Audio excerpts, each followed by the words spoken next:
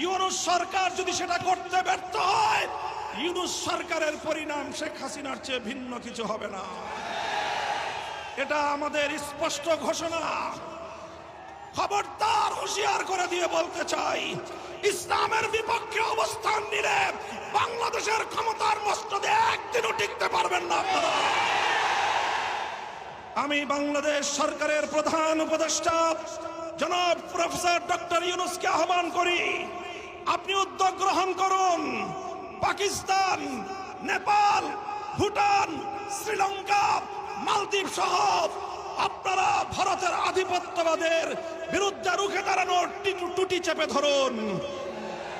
যেভাবে আন্তর্জাতিক পর্যায়ে নরেন্দ্র মোদীকে আমাদের প্রফেসর ইউনূস সাহেবের সামনে একান্ত অসহায় মনে হয়েছে, আমরা সকল ছোট রাষ্ট্রগুলি যদি ঐক্যবদ্ধ হতে পারি, ভারত তার আধিপত্যবাদী কালো নীতি প্রত্যাহার করতে বাধ্য হবে ইনশাআল্লাহ।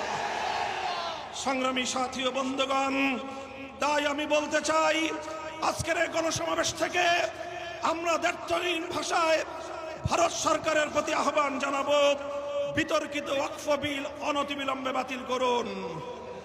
যদি সেটা না করে, বাংলাদেশ সরকারকে বলবো, ভারতের বিরুদ্ধে কূটনৈতিক, অর্থনৈতিক সব ধরনের পদক্ষেপ গ্রহণ করার জন্য আপনারা প্রস্তুতি গ্রহণ করুন। আঞ্চলিক জোটকে শক্তিশালী করুন।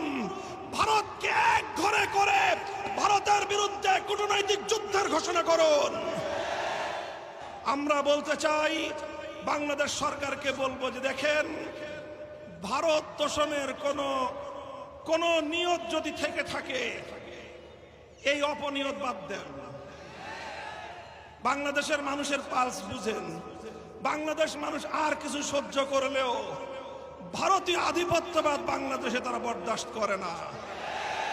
যদি আমার কথা বিশ্বাস না হয়, তাহলে বিগত 5ই আগস্টের শেখ হাসিনার পরিণাম থেকে শিক্ষা গ্রহণ করুন।